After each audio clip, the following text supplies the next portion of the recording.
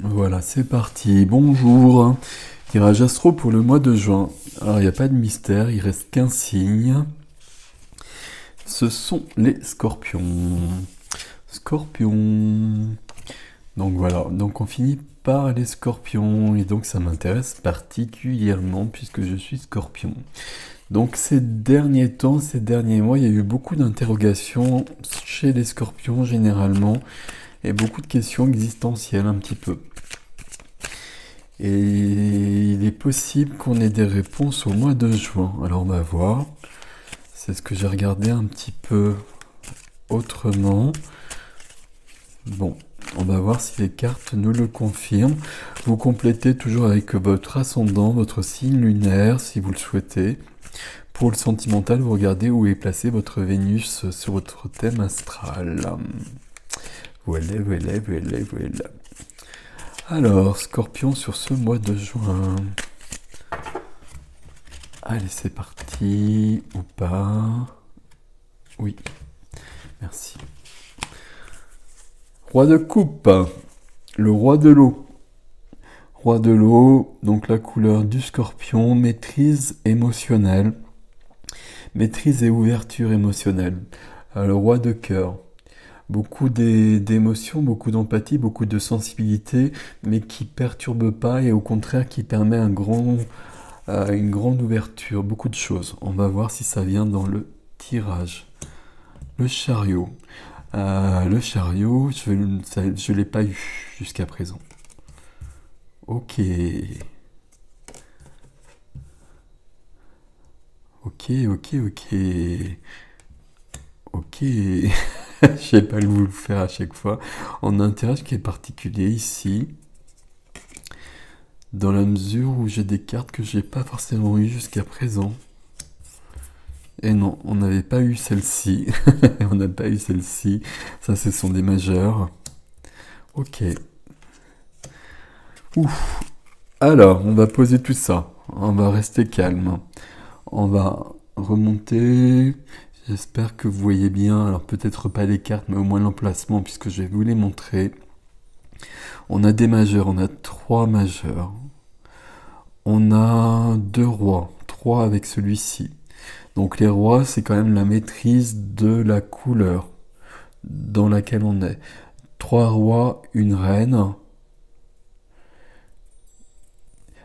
3 rois, une reine, ok.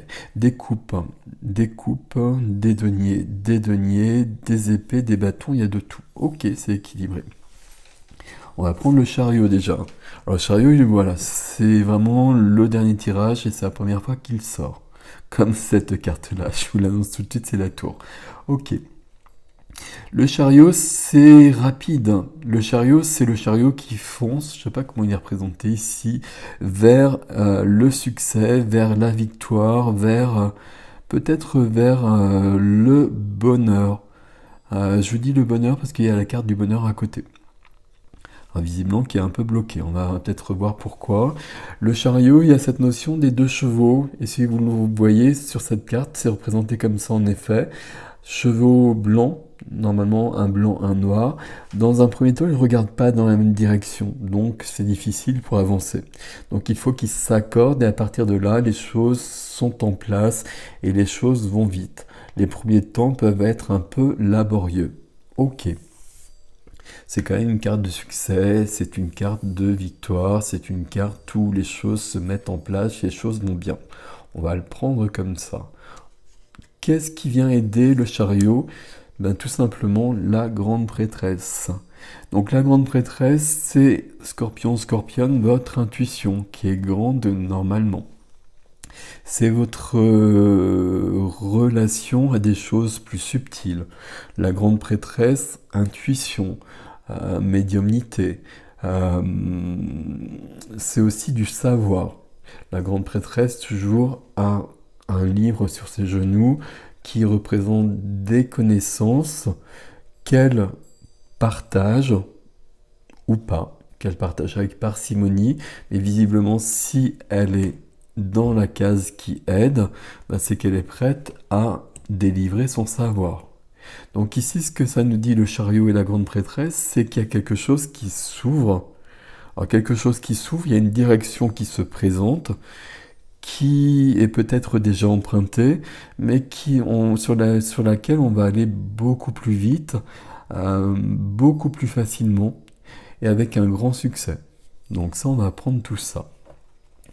Qu'est-ce qu'on a ici? Dans ce qui est freiné, la carte du bonheur. Alors la carte du bonheur, je l'appelle comme ça, c'est l'apothéose des couples. Les 10 couples sont là, sous l'arc-en-ciel, avec le bonheur familial, le bonheur que l'on veut. C'est une carte d'épanouissement, c'est la carte de l'épanouissement. Elle est freinée, elle est bloquée, pour un temps. Mais elle est quand même dans le jeu, donc elle n'est pas si loin que ça. Il y a un défi particulier. On va essayer de le comprendre, le défi, mais il y a un défi particulier. Donc, ça, c'est possible. À mon avis, le chariot va vers là. Ça, c'est OK. Mais il y a quand même des choses à voir avant. On va essayer de comprendre. On va essayer de comprendre et on passe au domaine du cœur, domaine de la matière, domaine de l'âme. Sur le cœur, sur les relations sentimentales, familiales, amicales, toutes les relations, on a un 5. Et je ne l'ai pas vu dans le premier, celui-là. Je l'ai vu dans le deuxième, mais pas dans le deuxième tirage, dans l'extension, je veux dire, mais pas dans le premier. Dans le 5, c'est le chaos émotionnel ici. Donc là, il y a des perturbations, on va le dire tout de suite. C'est pour ça qu'on a cette carte qui n'est pas disponible d'emblée. Ça, c'est une carte de chaos, de challenge, de défi. C'est une carte de perte, une carte de deuil. Alors de deuil, pas forcément le deuil de quelqu'un, hein.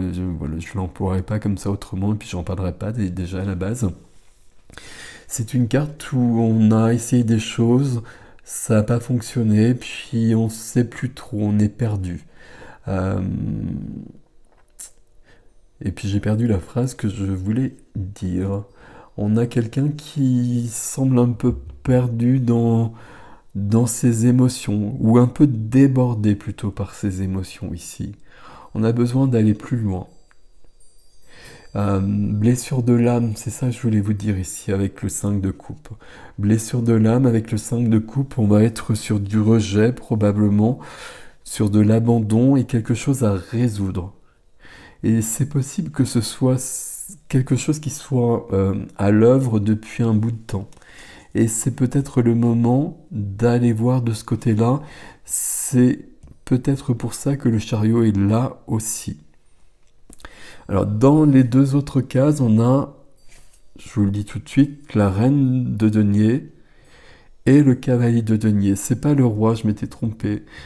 Dans ce jeu, je me trompe entre les rois et les cavaliers, parce que je trouve qu'ils ont la même énergie. Alors que il y a une progression sur les 4 figures. Le valet, c'est un petit valet, c'est quelqu'un de plus jeune normalement. Le cavalier, c'est quelqu'un de jeune, d'intrépide, et le roi, c'est quelqu'un de plus mature, de plus posé. Et donc normalement, on le voit sur les cartes, mais avec celui-ci, parfois j'ai du mal. Bon, peu importe. Ici, on est quand même... Bon, on va les prendre une à une, ça va être plus simple. Mais on est sur une énergie, en tout cas, de denier. L'énergie de denier, c'est l'énergie de la matière. Qu'est-ce qu'on a ici? Donc, je vous fais une croix, au cas où vous ne comprendriez pas où on est. On a la reine de denier. La reine de denier ici, ça va vouloir nous dire qu'on est dans la profession, on est dans l'activité, on est dans les finances, on est dans le concret. La reine de denier, c'est quelqu'un qui est bien ancré, qui maîtrise tout ça, qui sait faire, qui sait gérer les papiers, gérer l'argent, etc., etc. C'est parfait. La reine de denier, c'est quelqu'un qui est connecté à la nature. La reine de denier, c'est quelqu'un qui va prendre soin de soi, déjà. Mais la reine de denier, c'est quelqu'un qui va prendre soin des autres. La reine de denier ici, c'est quelqu'un qui est au service des autres et qui s'épanouit comme ça.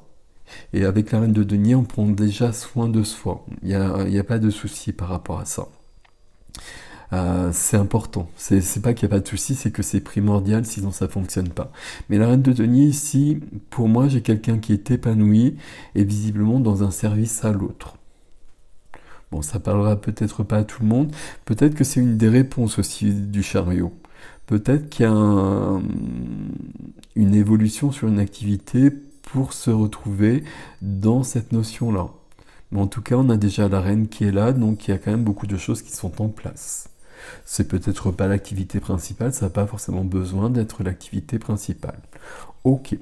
Qu'est-ce qu'on a ici? Et c'est important que ce soit le cavalier, parce que je comprends bien pourquoi c'est le cavalier maintenant. On a le cavalier dans la vie de l'âme, la vie intérieure. Cavalier de denier. Le cavalier de denier, sa particularité, c'est qu'il est relié à la matière, donc vous l'avez bien compris. Donc il est bien ancré, il fait les choses bien. Il fait les choses d'une manière solide. Dans la vie de l'âme, on veut quelque chose de cet ordre-là, quelque chose qui va sécuriser. Ok. Mais le cavalier de denier, sa grande particularité, c'est le fait qu'il va prendre son temps et que c'est une énergie plutôt lente. Alors que l'énergie première, c'est une énergie très rapide. Donc ici, au niveau de l'âme, au niveau de la vie intérieure, on est en train de demander à ce que ça se calme. Je vais le dire comme ça. On sent bien qu'autour de soi, c'est en train de s'enflammer, c'est en train de bouger. Et on comprend peut-être pas les tenants et les aboutissants. Et du coup, là, on demande à ce que ça se calme un petit peu parce qu'on est un peu dépassé. Alors, je vous dis tout de suite, ça va pas se calmer. Je vous le dis tout de suite, comme ça c'est fait. Pourquoi? Parce que dans le défi, on a la tour. Alors, la tour ici, elle ne m'inquiète pas beaucoup. Alors déjà parce que le scorpion sait faire avec. La tour, vous savez, ça s'effondre pour que ce soit reconstruit. Dans le défi, ici, on a envie que ça bouge justement. Alors évidemment, si on fait appel à la tour, ça s'effondre d'un seul coup et il n'y a plus rien. Et donc, il faut reconstruire. Donc, ça va très vite, ça va avec la vitesse du chariot. Ici, il y a un effondrement et après, le chariot peut se mettre en place. Donc, ce cavalier de denier, il n'est pas vraiment très entendu. Donc, on a un mouvement contradictoire ici. Et ça m'étonne pas tant que ça. On a un mouvement contradictoire, on veut que ça change, et on veut que ça change, et que ça change grandement. Et comme on le veut, ben, ça se produit. Et puis là, on commence à se dire, on va peut-être se calmer. Mais non, là, c'est parti, et on va y aller. Donc la tour s'effondre. Et après, on va pouvoir reconstruire. La tour s'effondre, et on arrive au 7 d'épée. Cette épée ici, on a envie de se dérober par rapport à cette tour qui s'effondre. Il y a quelque chose qui s'effondre, je vais garder ce terme, dans notre vie et on le sent. Alors ce quelque chose, il n'est pas... il est là. Hein. On va peut-être mettre une carte là-dessus quand même. Il est là, il y a quelque chose qui s'effondre et puis on voudrait plutôt se dérober par rapport à ça plutôt que de le vivre. On peut pas. Donc il faut mieux regarder ça en face, il faut regarder les choses qui s'effondrent en face. Je regarde la tour, et la tour je sais pas trop, mais ici sur cette illustration, on a l'impression que ce sont les amoureux qui tombent ici. Hein. Bon, voilà. Qu'est-ce qu'on a en troisième carte? On a le roi de bâton. Alors le roi de feu, qui se marie pas forcément avec l'eau, mais peu importe. Le roi de bâton, c'est quelqu'un qui va entreprendre. Oui, je vais le dire comme ça ici. Le roi de bâton, c'est un roi de feu, c'est un roi qui est inspiré. Alors inspiré d'autant que la grande prêtresse est juste là. C'est un roi qui est inspiré, c'est un roi qui a des idées, c'est un roi qui inspire les autres. C'est un roi qui va être dans de la passion, qui va être dans du feu. C'est un roi qui va être dans de l'action. Action, passion. C'est un roi qui va entreprendre quelque chose. Et qui va entreprendre quelque chose, et c'est lui qui tient les rênes du chariot ici. Donc sur ce défi, ben oui, c'est très rapide ce défi, parce qu'on a l'effondrement ici, et on a bien la reconstruction de quelque chose d'autre directement après. Mais visiblement, c'est ce qu'on souhaite, mais à un moment donné, on trouve que c'est un peu beaucoup. Et là, on essaye d'y échapper, mais c'est pas si simple que ça. Et il faut pas y échapper, de toute façon, c'est très bienvenu. Cette deuxième carte ici, c'est une carte de trahison. Est-ce qu'il y a quelque chose qui se passe ici? On va le voir tout de suite. Pourquoi est-ce qu'il y a cette confusion dans la vie relationnelle?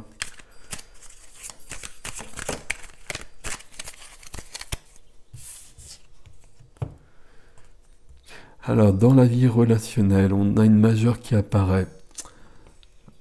On a la tempérance qui est là. Alors, je n'ai pas la réponse à ma question. Il y a une confusion. Il y a quelque chose qui est là. Il y a une notion de perte.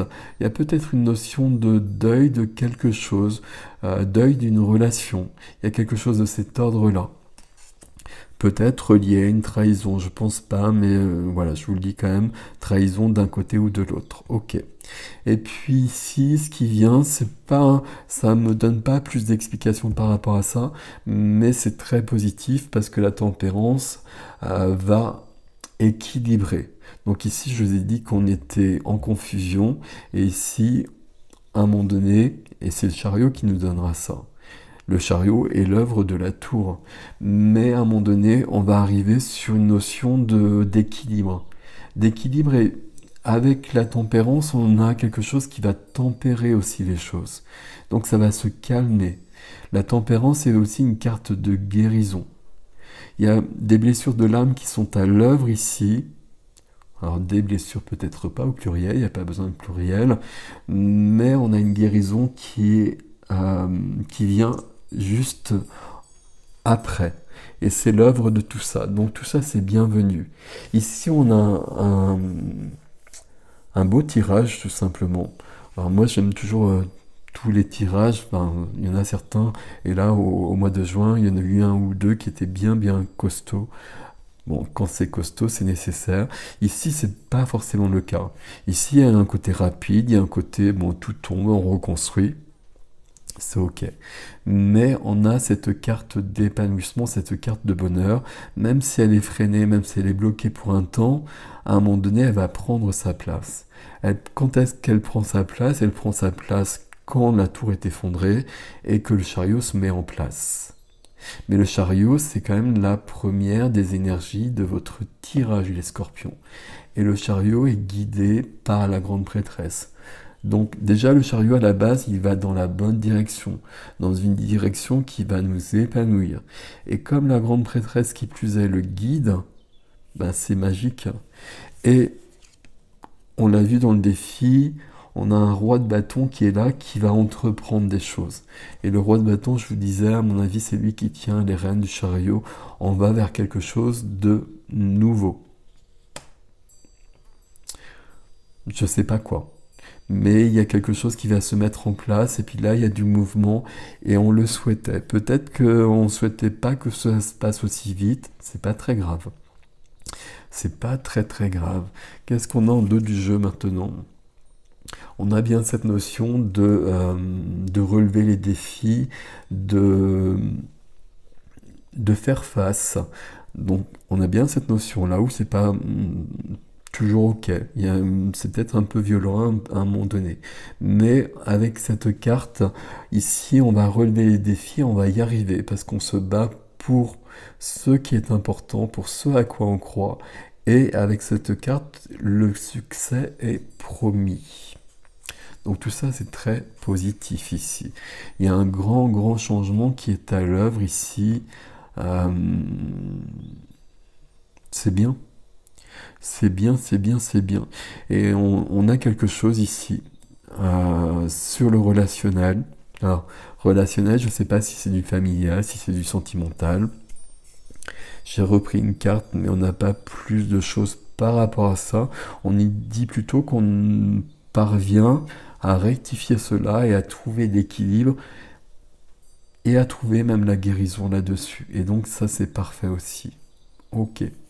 On est sur 2 5 ici, hein. Un 5 de confusion et donc un 14 qui fait du 5, mais un 14 de guérison. Le 5 en numérologie, c'est vraiment le chiffre de l'aventure, le chiffre de l'expansion, le chiffre du voyage, le chiffre où on va découvrir des nouvelles choses. Il y a une ouverture qui se fait ici, après une guérison. On va voir comment l'extension nous emmène plus loin, ou nous précise ce mouvement, parce que là il y a un grand mouvement, peut-être qu'on va le détailler. Toujours un petit mystère quand vient l'extension, n'est-il pas? Voilà, mais en tout cas c'est très prometteur tout ça, c'est très intéressant. Voilà mes petits scorpions et scorpionnes pour ce mois de juin. Pour vous, si vous souhaitez l'extension, vous me suivez sur mon site ericgestin.com, vous avez l'adresse dans la barre d'extension, d'information. Ok. Et puis, dites-moi comment ça résonne éventuellement si vous le souhaitez dans les commentaires, ça m'intéresse toujours. Et ça intéresse les autres aussi parce qu'il y a une énergie commune de toute façon. Et puis, grand merci à vous pour liker si vous pouvez, pour vous abonner si ce n'est déjà fait. Vous savez que c'est important pour moi, tout ça, c'est important pour le référencement de la chaîne et pour Monsieur YouTube, et donc pour moi aussi. Grand merci à vous, prenez soin de vous, mais voilà, montez dans le chariot sans aucun doute. Allez-y, à bientôt.